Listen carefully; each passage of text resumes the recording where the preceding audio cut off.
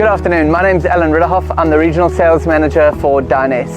Today we're at the Mondo Verde theme park and we're actually joined by Philip today. He's going to tell us a little bit more about our installation. How are you doing, Philip? Hello.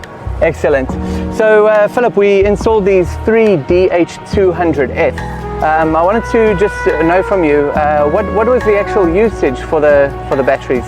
We have installed a big solar panel farm over there, and we would like to harness as much power and later use it back in the park.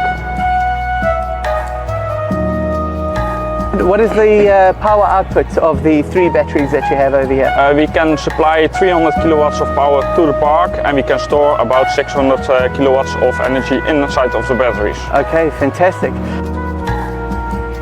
And tell me, as far as Dyness goes, I'm sure you looked into a lot of different batteries. Why did you settle on Dyness?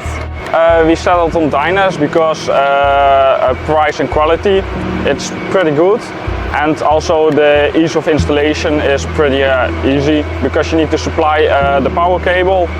We have installed 35 square millimeters of cabling, and we supplied a fiber optic cable for the data communications to get communication with the battery with our EMS.